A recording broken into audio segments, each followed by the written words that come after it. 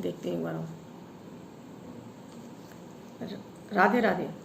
ऐसे करें पूजा, मिलेगा पूजा का पूरा फल, होगी हर मनोकामना पूरी।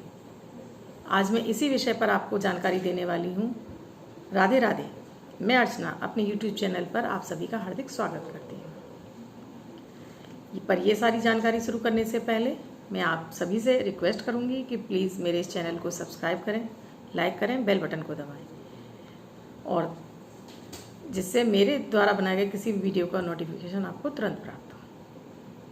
पूजा, हम सभी अपने जीवन में डेली पूजा करते हैं। हम सभी, चाहे वो स्त्री हो चाहे पुरुष हो, हम सभी पूजा करते हैं। लेकिन अधिकांशतः यानी कि 90% लोगों को पूजा का सही विधि या तरीका नहीं पता है। सभी पूजा करते हैं, लेकिन सभी का यही कहना होता है कि पता नहीं भगवान हमसे क्यों रूठा हुआ है, हमारी पूजा का तो हमें फल ही नहीं मिलता। हम तो इतनी पूजा करते हैं पर हमें उसका कोई फल नहीं मिलता है।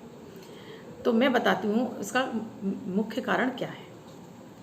जैसे हमने कोई अपना पत्र डाला, लेकिन हमने उस पर एड्रेस नहीं लिखा, तो वो पत्र हमारा घूम घाम कर लौट कर फिर वापस हमारे पास ही आ जाता है। यही पूजा के साथ भी होता है।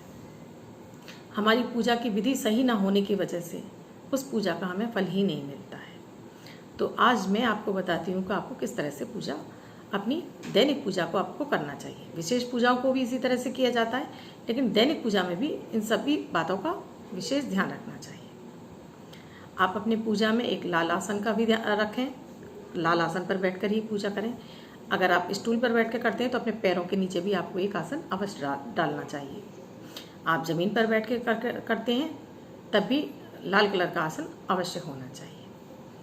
आप पूजा में किसी भी वस्त्र को पहने, लेकिन काले कलर का वस्त्र और नीले कलर के वस्त्रों को आप अवॉइड करें, उन्हें ना पहनें।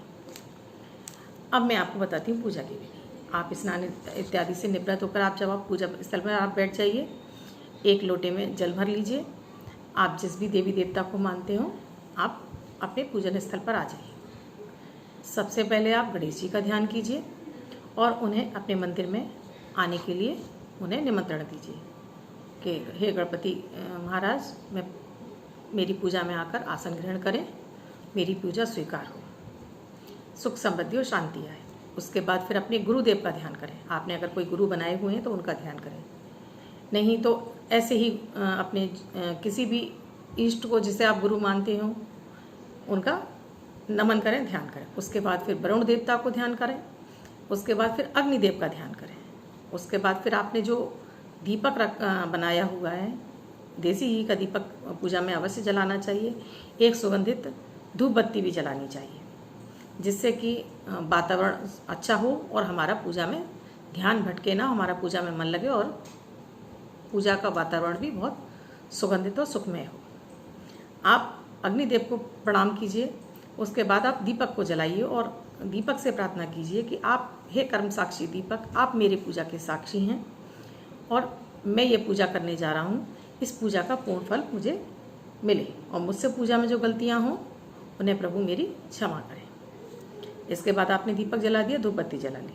उसके बाद आप पानी लीजिए, 3 बार आप आचमन कीजिए। अगर आपको आचमन की विधि आती है तो आप उस तरह से कर लीजिए, नहीं वरना तो आप 3 बार इसी तरह से पानी ले लीजिए। ओम केशवाय नमः, ओम माधवाय नमः, ओम नारायणाय नमः। उसके बाद अपने हाथ धो लीजिए। उसके बाद थोड़ा सा जल अपने ऊपर छिड़किए, अपने आसन पर भी छिड़किए कि शुद्धि करने के लिए। उसके बाद आप अपने जहाँ आप रहते हैं, नगर देव, क्षेत्र देवता, ग्राम देवता, नगर देवता और भैरव बाबा, इनमें से आप किसी का भी ध्यान कीजिए कि आप अपनी अनुमति प्रदान करें। मैं अपनी पूजा करने जा रहा हूँ, मेरी पूजा के लिए मुझे अपनी आप अनुमति दें। इसके बाद आप फिर से अपने हाथ में पानी लीजिए। अब आप अपना नाम बोलिए, अपने पिता का नाम बोलिए, अपना गोत्र बोलिए। उसके बाद स्थान बोलिए, उस दिन की तिथि बोलिए। आप इंग्लिश बार के हिसाब से भी आप बोल सकते हैं कि अब मेरा अमुक नाम है, मेरे पिता का नाम ये है, मैं इस गोत्र का हूँ, मैं निवासी फिरोजाबाद, सोमवार या मंगलवार जो भी आप बोलें के दिन आज मैं मंदिर में बैठे सभी देवी देवताओं की पूजा कर रहा हूँ। मेरी पूजा से प्रभु प्रसन्न हो, मुझे अपार सुख समृद्धि और शांति प्रदान करें। मेरी पूजा में जो त्रुटियाँ उन्हें क्षमा करें और उस जल को आप पृथ्वी पर छोड़ दीजिए। उसके बाद फिर आपके मंदिर में जो भी देवता बैठे हों सभी को नमन कीजिए, सभी को प्रणाम कीजिए, सबका बारी बारी से नाम लेके उनको नमन कीजिए। उसके बाद फिर आप अपनी मनोकामना भी बोल दीजिए साथ में ही। जो भी आपकी मनोकामना है वो अपनी पूरी मनोकामना आप बोल दीजिए। उसके बाद आप जो भी पूजा पाठ करते हैं वो आप कर लीजिए। सबसे पहले आपको पूजा में गणेश जी के ही मंत्रों का ध्यान करना चाहिए। उसके बाद आप जिस भी देवी देवताओं की पूजा करना चाहते हैं वो अपनी पूजा पूरी कीजिए। उसके बाद फिर आप आरती कीजिए। आरती के बाद आप ईश्वर को भोग अर्पण कीजिए। उसके बाद आप थोड़ा सा जल दीपक के चारों ओर छिड़क कर और उसको पृथ्वी पर छोड़कर उसका तिलक लगा लीजिए। तिलक लगाने के बाद फिर आप देवताओं को आरती अर्पित कीजिए।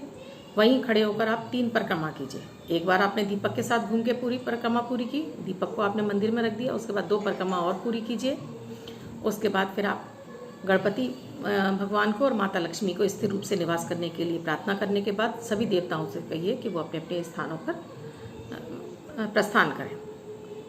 इस तरह से अगर आप डेली अपनी पूजा में यही विधि अपनाएंगे, चाहे वो आपकी विशेष मनोकामना हो या साधारण मनोकामना हो, आप देखेंगे इस तरह से की गई पूजा का आपको पूर्ण फल मिलेगा और आपकी सभी मनोकामनाएं जो भी आप उस समय पूजा के समय बोलेंगे कुछ ही दिनों में आपकी धीमे धीमे, ऐसा नहीं है कि कोई चमत्कार हो जाएगा कि आपने इस तरह से पूजा की तो आपकी मनोकामनाएं तुरंत पूरी हो जाएंगी। हो सकता है कि उस समय आपका शुभ दिन चल रहे हो, कोई विशेष आपके ऊपर ईश्वर की मेहर हो तो शायद आपका उसी दिन काम हो जाए। लेकिन ये प्रयोग आप करते रहेंगे, आपकी धीमे धीमे सारी मनोकामनाएं पूरी होती चली जाएंगी और आप अपने जीवन में समृद्ध होते चले जाएंगे। मैं आपको फिर ऐसी जानकारियों के साथ मिलती रहूँगी, पर एक बार आपसे मैं फिर रिक्वेस्ट करूँगी, प्लीज़ मेरे इस चैनल को सभी से कहिए कि सब्सक्राइब करें, लाइक करें, बेल बटन को दबाएं, 3 लोगों को और को फॉरवर्ड करें और लोगों को मेरे इस ग्रुप में शामिल करें, मेरे इस परिवार में शामिल करते जाएं, जिससे कि सभी लोगों को ये बेहतर जानकारियाँ मिलती जाएं, जिससे कि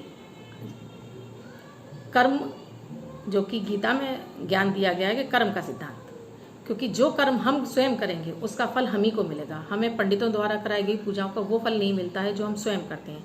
हम भले ही उस पूजा विधि को 5 मिनट के लिए करें लेकिन उसका पूर्ण फल वो हम ही को मिलता है। तो प्लीज़ मेरे इस चैनल को आप ज़्यादा से ज़्यादा फॉरवर्ड करें, जिससे लोगों को ज़्यादा से ज़्यादा फ़ायदा हो। धन्यवाद। मैं फिर मिलूँगी आपको किसी एक नए विषय के साथ, नई जानकारी के साथ।